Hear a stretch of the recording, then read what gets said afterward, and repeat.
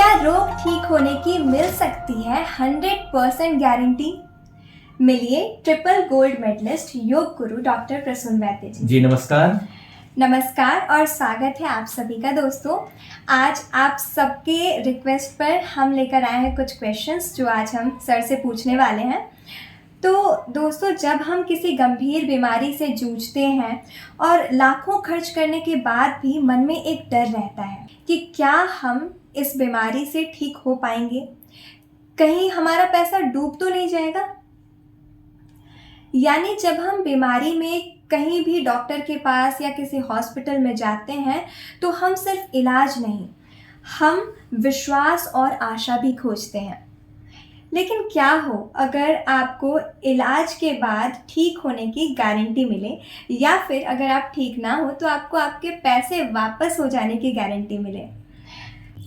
तो आज हमारे साथ हैं एक ऐसी शख्सियत जो चिकित्सा के क्षेत्र में क्रांति लेकर आए हैं। आपका जीवन कई उपलब्धियों से भरा है। ये है triple gold medallist, yoga guru, सह वैकल्पिक चिकित्सक, साथ ही मार्शल आर्ट्स ताइक्वांडो में नेशनल रेफरी और वर्ल्ड ताइक्वांडो फेडरेशन से 3rd डैन ब्लैक बेल्ट और यौगिक नियुद्ध से 10 Dan black belt holder, national trainer and referee हैं। डॉक्टर प्रसून वैद्य जी, आपका बहुत बहुत स्वागत है। जी धन्यवाद। सर, आपकी पृष्ठभूमि तो कमाल की है। Triple gold medallist, martial arts में 10 डैन से लेकर चिकित्सा जगत में आपके सफल प्रयास तक।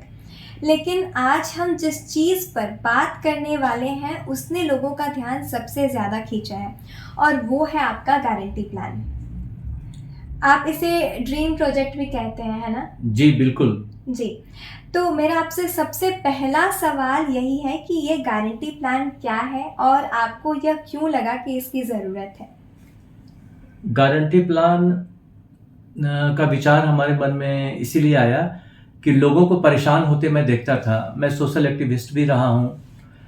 कोई ऐसा भी समय था कि मैं गली गली, गांव गांव जाके लोगों को जागरूक करता था स्वास्थ्य के संदर्भ में, स्वच्छता के संदर्भ में।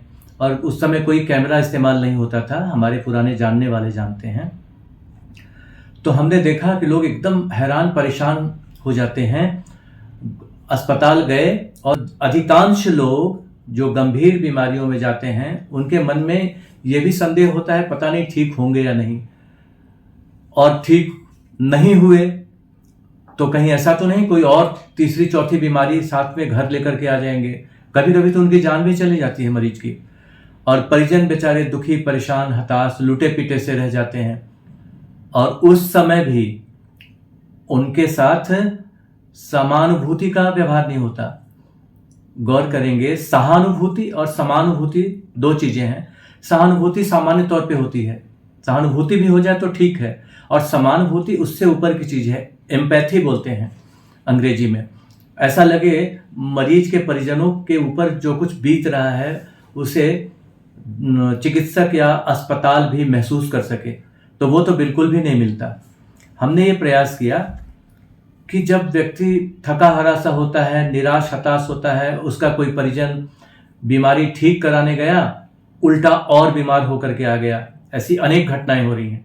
सभी नहीं, न सभी चिकित्सक बुरे हैं, न सभी अस्पताल बुरे हैं, सभी स्थानों पे माफिया नहीं है, लेकिन एक बड़ा क्षेत्र है जहां माफिया हावी है, वो हम लोग समाचार पत्रों में और बाकी मीडिया माध्यमों से जानते रहे हैं।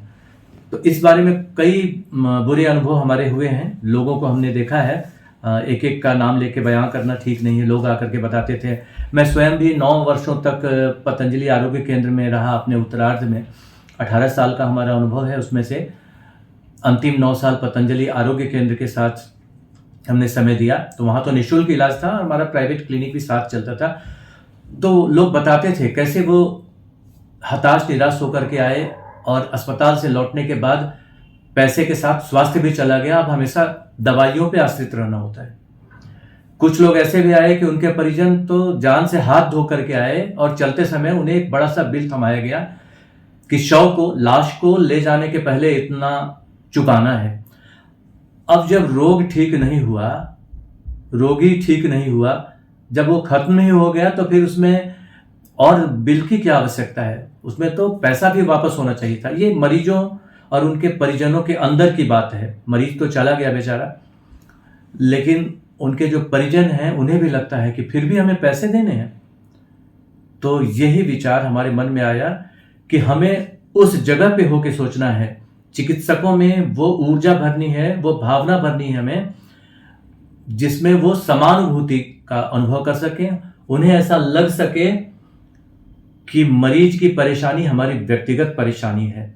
अगर मरीज लुटा पीटा, हताश, निराश महसूस कर रहा है तो उस समय में चिकित्सक और अस्पताल दोनों उसके साथ खड़े हों, उसकी भावना को महसूस कर सकें। और इसीलिए हमारा ये ड्रीम प्रोजेक्ट लाया गया, जिसमें हम पूरा प्रयास करते हैं मरीज के स्थान पर रह के सोचने के लिए। या तो रोग ठीक होगा या मरीज के पैसे वापस होंगे। तक अस्पताल मिलकर अगर ऐसा सोचते हैं कि सिर्फ 75% ही ठीक हुआ है, तो मरीज के शेष 25% पैसे जो एडवांस में जमा किए जा चुके हैं, हमारे यहाँ पूरी तरह एडवांस जमा करने की ही परिपाटी है। और कोई संदेह है?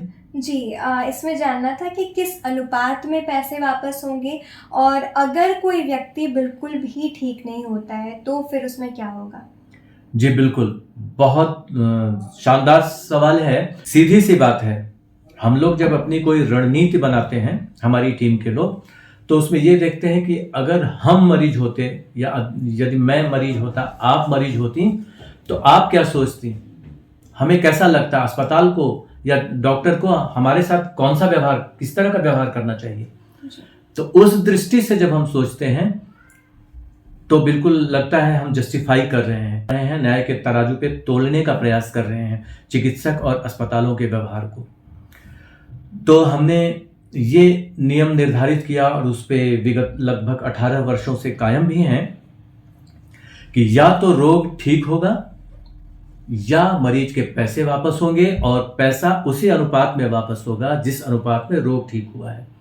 संयोग से ऐसा हो सकता है कि रोग 75% ही ठीक हुआ, चिकित्सक भगवान नहीं है, अल्लाह खुदा मियाँ यीशु कुछ भी नहीं है, अस्पताल भी नहीं है, लेकिन चिकित्सकों को तो भगवान बोला जाता है। हम लोग प्रयास तो कर सकते हैं। तो इसीलिए हमारा ये प्रयास था कि अगर 75% रोग ठीक हो जाता है तो भी 25% कमी है। डायग्नोसिस रिपोर्ट के आधार पे मरीज का जो विश्वास है कि हमारा इतना रोग बाकी रह गया, उसको भी हम काउंट करते हैं। कुल मिला के अगर ऐसा लगता है दोनों पक्ष चिकित्सा की लौटाने समय भी निसंकोच लौटा सकें, तो वो 25% पूरी तरह लौटाया जा सके। अगर 50% ठीक होता है तो 50% पैसा वापस लौटेगा। अगर 25% ही ठीक होता है तो 75% पैसा वापस लौटेगा। एकदम सीधा आनुपातिक है ये। अब अगला प्रश्न होता है कि अगर किसी का रोग ठीक ही नहीं हुआ तो 0% ठीक हुआ तो क्या करेंगे? तो पूरा पैसा वापस लौटेगा, और उस परिस्थिति में कंसल्टेशन अमाउंट, जिसे परामर्श शुल्क या संपर्क शुल्क बोलते हैं, वो भी लौटेगा, वो भी उस दायरे में आ जाएगा। इस बात की भी लिखित गारंटी दी जाएगी, और वो भी स्टैम्प पेपर पे, जिसे भारतीय न्यायालय भी मान्यता देता है, कोर्ट भी मान्यता देता है। स्टैम्प पेपर को कहते हैं लोग ना, स्टैम्प पेपर पे लिख के दे रहे हैं, तो केवल कहने से नहीं होगा। अगर आप लिख के दिए हैं तो उसके साथ स्टैंड भी करना पड़ेगा। और अगर मरीज ने, उसके परिजनों ने कुछ खोया है तो डॉक्टर्स को और अस्पतालों को भी कुछ खोने के लिए, कुछ रिस्क उठाने के लिए तैयार होना होगा। इससे क्या होगा, इस नियम से, कि हमारी टीम के लोग या जहां भी जिन अस्पतालों में यह नियम लागू होगा तो पूरी ऊर्जा लगाएंगे।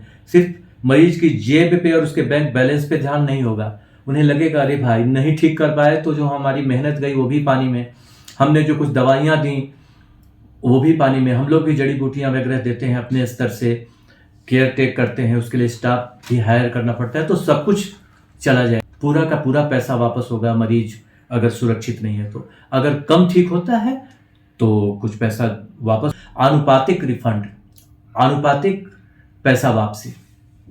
ठीक है जी, मुझे लगता है कि ये मैंने अब तक अपने जीवन में कभी ये प्लान नहीं सुना है, तो मुझे लगता है ये आपके द्वारा पहली बार ही चलाया जा रहा है। हमने भी सुना नहीं है। हाँ। हमारे कुछ विदेश के मरीज रहे हैं, उन्होंने बताया भी कि ऐसा तो हमने कहीं नहीं सुना। हमने अलग अलग देशों का नाम लेके बताया कि इन रोगों के लिए हमने यात्रा की, इलाज कराने का प्रयास किए, रोग ठीक नहीं भी हुआ तो पैसा 1 रुपया भी वापस नहीं होता, बल्कि और बचा हुआ पैसा, कहीं मरीज मर गया तो कुछ और बिल पे करना होता है।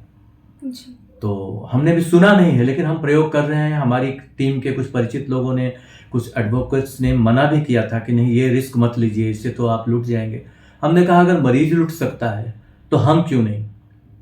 अगर हम ईमानदारी से प्रयास करेंगे तो ऊपर वाले का भी सहयोग मिलेगा, आशीर्वाद मिलेगा। और हमने ये देखा भी है, हमने देखा है, हम चर्चा करेंगे कभी। हमारा सक्सेस रेट 99.999 है। हम टाइम फ्रेम में इलाज करते हैं। हमने अगर कहा कि 2 साल में आपका रोग ठीक होगा तो 2 साल के अंदर ही ठीक होगा। नहीं ठीक होता है तो उसमें भी आनुपातिक पैसा वापस होता है। हम रिस्क लेते हैं क्योंकि हम मरीज की जगह होकर सोचते हैं। जी जी। और इसके साथ मैं अपना एक व्यक्तिगत अनुभव साझा करना चाहूँगी कि मैंने ये देखा है कि हॉस्पिटल में अक्सर वीडियोग्राफी, फोटोग्राफी इन सब पे रोक लगाई जाती है कि नहीं, आप ये सब नहीं कर सकते हैं। तो आप में क्या इस पर नियम है? जी, बहुत अच्छे प्रश्न की ओर आपने ध्यान दिलाया। और हमने इसके पहले भी एक वीडियो यूट्यूब पे और फेसबुक पे डाला था। जी। उसपे खुल के हमने कहा था कि वीडियो रिकॉर्डिंग की छूट, स्टिंग ऑपरेशंस की छूट, छिप के स्टिंग ऑपरेशन करने की जरूरत नहीं है मित्रों। आप खुल के रिकॉर्डिंग्स कीजिए। हम जो वादे करेंगे आपसे पैसे लेंगे, पूरे पैसे लेंगे, कोई संदेह नहीं है। लेकिन पैसे लेते समय आप चेक दें, ऑनलाइन ट्रांसफर करें, किसी भी रूप में दें, तो उस बात का जिक्र, उस बात की चर्चा भी वीडियो रिकॉर्डिंग के सामने खुल के कर सकते हैं। कुछ भी छिपाना नहीं है। हम क्या आपका इलाज कर रहे हैं हम आपको बता देंगे संक्षेप में। कुछ बातें हैं जो बताने योग्य नहीं है तो नहीं भी बताएंगे।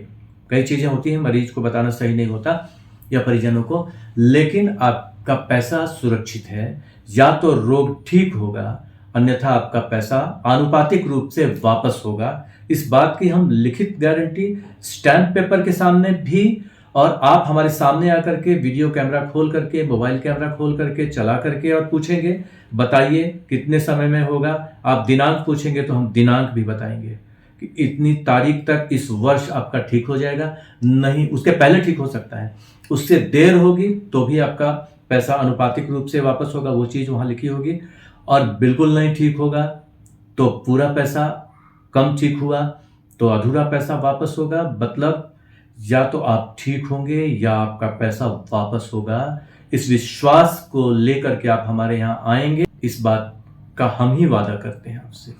तो डॉक्टर साहब, अब मैं आपसे जो क्वेश्चन पूछने जा रही हूँ, मुझे लगता है कि सबसे ज़्यादा ये क्वेश्चन हमें आ रहे थे मैसेज में कि आप एग्जैक्टली कैसे ठीक करते हैं और क्या कोई आप दवा वगैरह भेजते हैं? हाँ, अधिकांश दर्शकों ने अपने कमेंट सेक्शन में पूछा है हमसे ये कि करते क्या हैं, कोई दवा का पैकेट बना करके पार्सल से भेज देते हैं या कुछ और करते हैं। तो इसे भी मैं स्पष्ट करने का यथासंभव प्रयास करता हूं।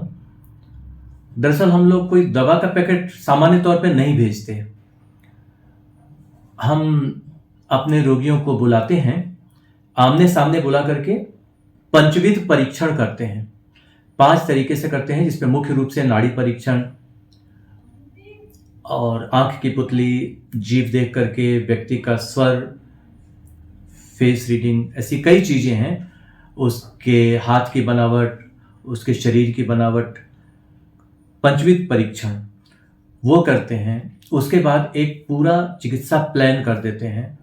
फिर मरीज अपने घर जा कर के हमसे वीडियो कॉलिंग के माध्यम से, पत्राचार के माध्यम से और साल में कभी कभी सामने आकर के भी इलाज के मार्गदर्शन ले सकता है। जी। और मैं कमेंट्स ही देख रही हूँ कि इसमें एक और कमेंट है, बहुत बार पूछा गया है कि भारत से बाहर के लोग भी जैसे आपसे इलाज लेते हैं तो उनका प्रत्यक्ष उपचार तो संभव शायद मुश्किल होता होगा, तो उसमें क्या आप करते हैं? हाँ, ये प्रश्न आ रहा है कि कैसे। हाँ। तो आज के ज़माने में दूरी बाधा नहीं है। हमारे जो बाहर के दूसरे देशों के, उन्हें साल में 1 से 2 बार हम बुला लेते हैं। उस समय ज़रूरत होती है तो कुछ जड़ी बूटियाँ उन्हें लिख करके दे देते हैं। कुछ भारत में उपलब्ध है, वो दे देते हैं, सामान्य सी चीज़ें हैं, और वो लेके चले जाते हैं। बाद में मार्गदर्शन उन्हें मिलता रहता है कैसे प्रयोग करना है। कोई संदेह होता है तो हमारा पैकेज उन्होंने लिया होता है, तो उसके आधार पे उनको एडवाइस दे देते हैं और वो ठीक होते हैं। गारंटी हमारी होती है। कुछ लोगों को हम एडमिट भी करते हैं, साथ में रख करके ठीक करते हैं, जो अत्यंत गंभीर रोगी होते हैं, जो लाखों रुपए के पैकेज देते हैं हमें ठीक होने के, एक मुश्त दे देते हैं और ठीक करते हैं। उनका पैसा सुरक्षित है और उनकी जान भी प्रयास करते हैं। हमारा पैसा भी तो दांव पे लगा है ना, हमें जो प्राप्त हुआ वो दांव पे लगा है, तो हम तो प्रयास करेंगे ही कि उन्हें नहीं लौटाना पड़े, इसलिए उन्हें ठीक करके देना होगा। हमारी टीम के लोग भी प्रयास करते हैं और वो निश्चिंत होते हैं। उन्हें भी विश्वास होता है कि डॉक्टर ठीक करने में कंजूसी नहीं करेगा, जी जान लगा देगा, और हम वैसा करते हैं। जी, एक और क्वेश्चन है कि जैसे कोई ऐसे भी मरीज हो सकते हैं जो कि यात्रा करने में सक्षम ना हो, तो उसके लिए कोई आपका परीक्षण का कोई तरीका है क्या? हाँ, हमने ये बताया था ना, हेयर एनालिसिस के माध्यम से वैसे लोगों को ठीक करने का प्रयास किया जाता है। केश परीक्षण है, ये प्राचीन भारत से चली आ रही विधि है, जिसमें कुछ 1-2 बाल मांगे जाते हैं मरीज के, वो बाई पोस्ट कुरियर वगैरह से भेजते हैं। कोई ना कोई तो उनका परिचित व्यक्ति होगा, तो वो लोग कुरियर के माध्यम से हमें 1 या 2 बाल भेज देते हैं। और सिर का बाल ये जरूरी नहीं है, सिर का बाल हो तो ठीक है, अन्यथा शरीर का कहीं का भी बाल, एक सफ़ेद तौलिया या गमछा लेकर के शरीर स्नान के बाद पोंछना है मरीज को, या पैर हाथ धुलाते हैं, अगर बेड रिडन पेशेंट है तो भी पोंछने के दौरान सफ़ेद तौलिया रहेगा तो काला काला बाल दिखाई देगा। अगर पका हुआ बाल है, बुजुर्ग मरीज है, तो काले तौलिए का इस्तेमाल, नीले तौलिए का, गमछे का इस्तेमाल कर लीजिए। उसमें जो बाल आ जाएगा मरीज का, उसे एक बटर पेपर पे या भोजपत्र पे या फिर सादे मैथ्स वाले कागज पे, सादे पन्ने में लपेट करके, ऊपर से कुछ पॉलीथीन वगैरह लपेट करके, धागा बांध करके कुरियर कर देना है। एक बात का ध्यान रखना है खास तौर से, उसमें दिनांक एकदम सही सही लिखा हो और लगभग समय में थोड़ा कंफ्यूजन 2-4 घंटे का भी होगा तो चलेगा, लेकिन दिनांक पता होना चाहिए किस दिन को, किस दिनांक को ये हेयर कलेक्शन हुआ है, बाल पाया गया है, उसे लपेट के भेज दें। थोड़ा समय लेता हूँ उसमें, 3 से 7 दिन का समय। हमारे पास जब कुरियर पहुंचेगा या कोई व्यक्ति लेकर के आएगा उनकी ओर से मैसेंजर, तो 3 से 7 दिन उसकी समीक्षा करते हैं, कुछ अपनी विधियां हैं वो। उसके बाद उसके लिए एक चिकित्सा क्रम का निर्धारण कर देते हैं और साथ साथ उनसे कुछ दूसरे तरीके जो हैं सोशल मीडिया के, video calling, Zoom, Google Meet वगैरह के माध्यम से डिस्कशन करते जाते हैं। रोग की समीक्षा के क्रम में उन्हें क्या करना है ये बता देते हैं और एक स्थानीय चिकित्सक को हायर करने की भी सलाह देते हैं। अपने क्षेत्र में देख लें कौन सा वैकल्पिक चिकित्सक है, प्राकृतिक चिकित्सक, योग गुरु, आयुर्वेदाचार्य, एक्यूप्रेशर विशेषज्ञ वगैरह, जो वहाँ का सर्वश्रेष्ठ विश्वास पात्र हो। पता चल जाता है लोगों को कि इस व्यक्ति के व्यक्तित्व में दम है, कथनी और करनी में समानता है, तो थोड़ा सा पता लगा करके एक लोकल रखिए, ताकि मैं बीच बीच में मार्गदर्शन दूंगा, उसके हिसाब से आप उनसे मार्गदर्शन लेकर उनसे इलाज ले लीजिए। कुछ घर में करने योग्य विधियां हैं, कुछ हर्ब्स वगैरह हैं, उनका इस्तेमाल वो सब करके इलाज कर देते हैं। गारंटी हमारी होती है जी। और मैं जानना चाहूँगी कि इसका सक्सेस रेट क्या है, जो आकर पंचविध परीक्षण वगैरह कराएंगे और एक बाल भेज कर कराएंगे, तो उसमें क्या कोई डिफरेंस है क्या? बिल्कुल सही सवाल है। उसमें 25% तक की कमी देखी गई है। जरूरी नहीं है सबका 25% का अंतर हो, सक्सेस रेट 25% तक कम हो जाता है। तो उसमें जो हम गारंटी देते हैं लोगों को, लिखित गारंटी वो भी होती है। अगर वो लोग एक मुश्त पूरी राशि जो निर्धारित होती है परीक्षण के बाद, परीक्षण का एक निर्धारित शुल्क है और वो भी अलग अलग है, अभी चर्चा करता हूँ या किसी और वीडियो में भी हम उसे प्रयास करेंगे बनाने का। तो पंचविध परीक्षण हो जाने के बाद ये निर्धारित होता है कितना लगेगा। एक बड़ी सी राशि होती है, लाखों में वो राशि होती है गंभीर रोगों के मामले में, ये मैं बता रहा हूँ। और मरीज अगर उसे जमा करके इलाज कराता है तो हम सिर्फ ये 25% का प्लस माइनस वो लिख करके देते हैं। और सीधे अगर आकर के साल में एक बार भी मरीज मिल लेता है, नाड़ी परीक्षण सहित अन्य परीक्षण करवा लेता है, तो 100% की गारंटी होती है। अन्यथा 75% तक ठीक होने को 100% माना जाएगा। और ये हेयर एनालिसिस में ये भी पूछना था सर कि अगर इसमें क्या सावधानी रखनी है, जैसे कि कोई भेज रहे हैं तो उसको कितने दिन में आने पर आपके पास वो चलेगा? जैसे बाल अगर बहुत दिन हो गए उसको पहुंचने में आपके पास, तो फिर हाँ, वो कितना काम करेगा, कितना हाँ, काम ये भी करेगा? वाजिब सवाल है। जी। अगर हमारे पास 1 महीने में भी पहुंचे बाल, अच्छा। 20 से 25 दिन में पहुंचे, 1 महीने में भी, तो कोई परेशानी नहीं है कलेक्शन होने के। लेकिन उसमें तिथि अंकित होनी चाहिए ताकि हम उसकी समीक्षा करके उस तिथि का अनुमान लगा सकें। बाल वर्षों तक खराब नहीं होते। अच्छा। और ये जो नेचुरल डायग्नोसिस है, तो क्या ये भी गारंटी प्लान में शामिल है या फिर वो अलग से उसका है? हाँ, अगर रोगी नेचुरल डायग्नोसिस की फीस वगैरह जमा करके नेचुरल डायग्नोसिस लेता है, वो सामान्यतः 3 तरह के शिफ्ट में से किसी 2 शिफ्ट को चुनना पड़ता है उन्हें, 2 प्लान्स को चुनना पड़ता है उन्हें। उसका पैसा जमा पहले करना होता है। उसके बाद उन्हें ये बताया जाता है, पहले ही बता दिया जाता है, अभी भी बता रहा हूँ वीडियो में, कि उससे 1000 गुना अधिक फीस होती है। कम पढ़े लिखे लोगों को थोड़ा सा ज़्यादा पैसा उसमें लगता है, ऐसा देखा गया है। जरूरी नहीं है, अगर उसके घर का एक व्यक्ति भी ठीक से पढ़ा लिखा है तो हमारे प्लान्स को समझ लेगा तो वो जल्दी समझ जाएगा और छोटा वाला प्लान लेना होगा। जो कोई 4000 रुपये के आसपास का आता है प्लान, उसमें पेशेंट्स को 8 से 9 विजिट मिलती है, ऑनलाइन ऑफलाइन कई तरीके से करके। पढ़े लिखे लोग जल्दी उसमें समझ जाते हैं, और नहीं तो थोड़ा सा 2000 अधिक लगता है उसमें, तकरीबन 2 से 2500 रुपये अधिक है प्लान में।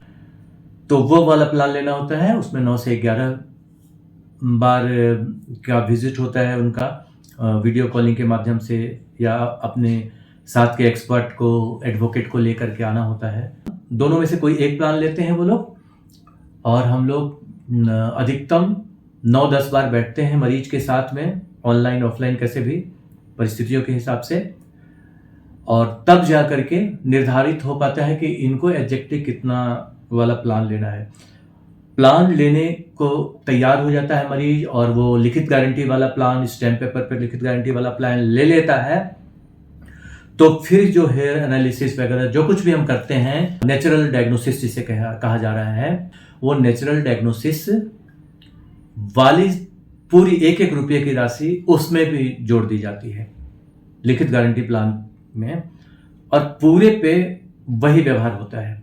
उसी ग्रॉस अमाउंट के साथ आनुपातिक रिफंड की व्यवस्था होती है, या तो पूरा का पूरा पैसा वापस, या आनुपातिक जितना ठीक हुआ उतना काट करके वापस, ये वाला होता है। बाकी सारा घाटा हम लोगों का होता है। हमने जो श्रम लगाया, हमने जो व्यक्तिगत स्तर पे दवाइयाँ खर्च की, जो कुछ भी किया, हमने अपनी ऊर्जा लगाई, तो वो सब कुछ हमारी टीम पे जो भी खर्च हुआ, सब कुछ हम वापस करते हैं 0% लाभ के रिकवरी के केस में, अन्यथा आनुपातिक। जी, तो अब मैं पूछना चाहूँगी आपसे कि आपका पता क्या है, कहाँ पर आकर लोग इलाज करा सकते हैं? हाँ, वर्तमान पता तो हमारा रांची झारखंड का है। हम प्रयास करते हैं, डिस्क्रिप्शन में इसे दे देंगे, यूट्यूब में ये वीडियो जाएगा सबसे पहले, तो उसके डिस्क्रिप्शन में ठीक पता दे देंगे, रांची का पता। और कोई मरीज बाद में देखता है, साल 2 साल बाद या लंबे समय के बाद, या जिस समय भी वो देखे, उस दौरान मैं कहीं और कैंप कर रहा होता हूँ, भारत के दूसरे प्रांतों में कोई चिकित्सा शिविर लगा रहा हूँ लंबा, 7 दिन 15 दिन का, या फिर विदेशों में कोई शिविर ले रहा हूँ उस समय, तो वैसी परिस्थितियों में मैं वहाँ का पता कमेंट के माध्यम से, फेसबुक या यूट्यूब के कमेंट बॉक्स के माध्यम से, सोशल मीडिया के माध्यम से बता दूंगा। जी, आपने काफ़ी अच्छे से समझाया। मुझे लगता है कि मैक्सिमम जो क्वेश्चंस मेन थे वो हमने कवर कर ही लिए। बाकी और भी अगर कुछ आपके मन में डाउट्स हों तो आप हमें कमेंट कर पूछ सकते हैं। हम कोशिश करेंगे उसे अपने नेक्स्ट वीडियो में शामिल करने के लिए। और इसके साथ अगर आप समझा दें कि किसी को गारंटी प्लान नहीं लेना है, वैसे आपने काफ़ी समझा दिया, पर मैं एक अलग से इस पे क्वेश्चन कर ले रही हूँ ताकि ये सरल हो जाए समझना। जी। कि अगर किसी को, चूँकि गारंटी प्लान शायद थोड़ा महंगा हो जाता है, तो अगर किसी को गारंटी प्लान नहीं चाहिए, वो चाहते हैं कि कोई बात नहीं है, नॉर्मल प्लान, तो फिर वो भी आप समझा दें एक बार। हाँ, हाँ, ऐसे हमने बताया है, हाँ, आपने लेकिन बताया, उसे तो थोड़ा-सा और मैं स्पष्ट कर देते हैं कि फिर वो सामान्य-सा प्लान उन्हें लेना होता है और एक स्थानीय चिकित्सक निश्चित रूप से उनको रखना होता है। उसमें पैसा वापस नहीं होता। छोटा-सा प्लान हमने गरीबों के लिए भी बनाया है, मतलब जो लोग आर्थिक संघर्ष झेल रहे हैं। गरीब का मतलब कोई अभिशाप नहीं। मैं भी गरीब रह चुका हूँ, कोई ऐसा समय हमारे जीवन में रहा है, मैं बहुत गरीब था। हमारे माता-पिता पढ़े लिखे थे लेकिन शिक्षित बेरोजगार रहे थे, कोई एक समय था वैसा। तो इसीलिए मैं गरीब शब्द का इस्तेमाल इसलिए नहीं कर रहा हूँ कि गरीबों के लिए, मेरा तात्पर्य है जो लोग आर्थिक संघर्ष किसी कारण से झेल रहे हैं अभी, तो उनके लिए भी छोटा-छोटा प्लान है हमारे पास, जिसे लेना होता है। अगर उन्हें गारंटी नहीं चाहिए लेकिन उन्हें ऐसा लगता है कि ठीक है, हम अपने स्तर से प्रयास करेंगे, वो मेहनत करने के लिए तैयार हैं, हेडेक लेने के लिए तैयार हैं, जो बताए उतना कुछ बॉदर करने के लिए तैयार हैं, उन्हें सीधे-सीधे हर बार हमारा प्रत्यक्ष मार्गदर्शन नहीं चाहिए। तो छोटा-सा प्लान है, जैसे एक 199 का प्लान है, उसका 2 प्लान उन्हें लेना पड़ता है। कोशिश करना होता है कि महीने में 2 प्लान 199 का ले लेंगे तो 4-4 कॉमन विजिट्स उन्हें मिल जाती है, जिसमें और लोग भी साथ हो सकते हैं और वो अपना सवाल कर सकते हैं, जो कुछ हमने उन्हें बताया वो कैसा ठीक-ठाक चल रहा है या नहीं, तो उससे वीडियो कॉलिंग के माध्यम से डिस्कशन करते हैं। एक थोड़ा-सा बड़ा प्लान होता है, जिसे पढ़े लिखे लोग ज़्यादा पसंद करते हैं।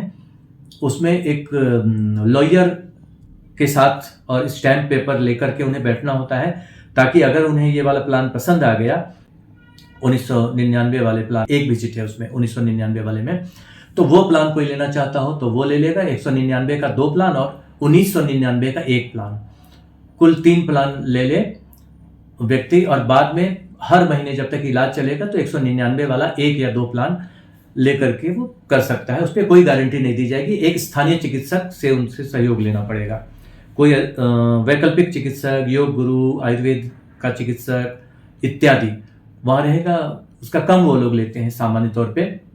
वो भी गारंटी नहीं देंगे, मैं भी गारंटी नहीं दूंगा, बस मार्गदर्शन दूंगा। अब कुछ लोग जिनके शिक्षा का स्तर भी ठीक नहीं है, तो उन्हें थोड़ा सा 2000 का अधिक प्लान लेना होता है। 5100 रुपये का एक प्लान है हमारा, और साथ में 199 वाला 2 प्लान, तो 4-4 विजिट मिल जाएगा उन्हें 199 में, और अगला 4 विजिट और मिलेगा, 12 विजिट मिलेगा वीडियो कॉलिंग के माध्यम से या मिल करके। तो उस प्लान को लेकर के बिना गारंटी के वो मार्गदर्शन हमारा ले लेंगे और साथ साथ स्थानीय चिकित्सक का सहयोग लेकर के इलाज जारी रख सकते हैं, और उनके प्रति हम शुभकामना और निरंतर सहयोग देंगे। उन्हें लगता है कि एक बार ये पूरा पैकेज लेने से काम चल गया तो ठीक है, किसी को थोड़ी परेशानी है, सीखने समझने में देर लग रही है, तो हर महीने 199 का 1-2 प्लान ले लें। कोई थोड़ा सा आर्थिक सामर्थ्य अधिक है तो 5100 या 1999 का एक और प्लान ले लेंगे, तो थोड़ा सा उसमें सीधा विजिट वाला भी फ़ायदा मिल जाता है, आ करके भी मिल सकते हैं वो। और जो 199 का प्लान है वो एक बार या 2 बार लें तो उसमें सीधे वीडियो कॉलिंग वगैरह की सुविधा है, आके मिलने की सुविधा नहीं है। क्लिनिक विजिट करके या फेस टू फेस हमारे साथ ऐसे बैठ करके परामर्श नहीं ले सकते, क्षमा करेंगे इसके लिए, लेकिन हम प्रयास करते हैं कि उसमें भी अधिकतम फायदा मिले। ठीक है जी। तो सर, अब एक क्वेश्चन जो मैंने कमेंट्स में काफ़ी ज़्यादा देखे, वो था कि लोग ये जानने के लिए व्याकुल हैं कि कौन कौन से रोग हैं जो आप ठीक कर सकते हैं। छोटे मोटे रोग तो सब जानते हैं, लेकिन बड़े रोगों में लोग जानना चाह रहे हैं कि वो कौन कौन से रोग हैं, तो आप एक बार अगर बता दें। हाँ, ये प्रश्न बहुत आ रहा है। तो अपनी जो शोध चल रही है इस क्षेत्र में, व्यक्तिगत शोध है ये, स्वांतः सुखाय शोध, तो उसमें एक लिस्ट हमने रखी है जिन पे लागू नहीं होता, मतलब जिन रोगों पे हम गारंटी प्लान नहीं दे रहे हैं जी। उसके सिवा सभी रोगों पे लगभग, अगर कोई नया रोग आएगा तो हम फिर बता देंगे। ब्लड कैंसर को सिर्फ 1st या 2nd स्टेज तक ही लिखित गारंटी के दायरे में रखा गया है। इसी तरीके से शेष और 7 रोग, ब्लड कैंसर के अलावा 7 रोग और हैं, ऐसे liver cancer, mouth cancer, cataract, मोतियाबिंद, पैरालिसिस, पार्किंसंस, मेंटल इलनेस और लेप्रेसी, कुष्ठ। ये कुल 8 रोग हैं।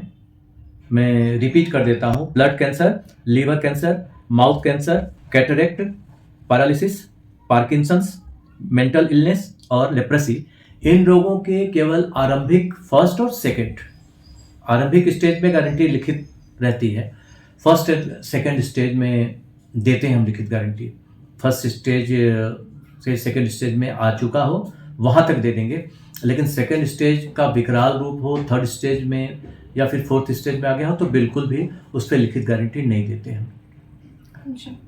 और कोशिश करते हैं कि वैसे पेशेंट्स को सामान्य तौर पे ले भी नहीं, लेकिन अगर किसी की इच्छा है तो हम उस पर थर्ड और फोर्थ स्टेज पे प्रयोग कर सकते। संभावना कम है उसमें, सफलता का रेशियो कम है, तो उसमें बदनामी की संभावना होती है। साख सबसे बड़ी चीज़ है, ऐसा मान के चलते हैं। फिर भी अगर कोई परिजन चाहते हैं तो हम थर्ड फोर्थ स्टेज पे ले सकते हैं, लेकिन वो लिखित गारंटी के दायरे में नहीं होगा।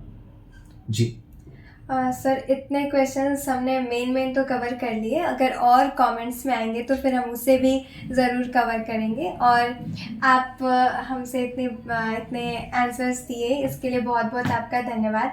और मुझे लगता है कि ये प्लान काफ़ी यूनिक है। गारंटी देना चिकित्सा के क्षेत्र में काफ़ी बड़ी चीज़ है। साथ ही जो आपने रिकॉर्डिंग की बात कही, स्टाम्प पेपर की बात कही, ये सब भी मैंने काफ़ी यूनिक देखा। तो मुझे लगता है कि दर्शकों को भी ये चीज़ अच्छी लगेगी। और आप भी अपने कमेंट्स में सुझाव दें, क्वेश्चंस पूछें। थोड़ा सा रोकना चाहूँगा। ये जो वीडियो रिकॉर्डिंग वाला चैप्टर हमने स्टार्ट किया, हमने कहीं कहीं देखा अस्पतालों में लोग मोबाइल फ़ोन छीनने लगते हैं। अगर आप उनकी किसी रिपोर्ट की रिकॉर्डिंग करते हैं, वो क्या दवाइयाँ चढ़ा रहे हैं, या फिर उनका जो मॉनिटर होता है, आईसीयू मॉनिटर वगैरह, उसकी रिकॉर्डिंग लेने लगते हैं, तो कैमरे छीनने लगते हैं, रूम से बाहर भेजने लगते हैं। कुछ केसेस तो ऐसे देखे कि लोग इतने बायस्ड हो जाते हैं स्टाफ कि चेहरे पे दरवाज़ा बंद कर देते हैं। मरीज के जो परिजन है ना, उसके चेहरे पे दरवाज़ा मार देते हैं एकदम, चलिए बाहर जाइए, आप रिकॉर्डिंग की हिम्मत कैसे कर रहे हैं। तो तब हमें लगा कि नहीं, यहाँ पारदर्शिता की ज़रूरत है।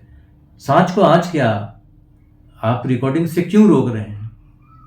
मतलब कुछ तो ऐसा कर रहे हैं ना, जो अगर दुनिया के सामने आ जाए तो आपकी इज्जत, आपकी साख खत्म हो सकती है, या फिर आप बुरे फंस सकते हैं। तो हमने कहा हम अलाउ करेंगे, हम उन चीज़ों की अनुमति देंगे जहाँ मरीज को संदेह होता है कि उनके साथ कोई छल ना हो जाए, या उन्हें लगता है कि इन चीज़ों को समझना है, तो हम अनुमति देते हैं।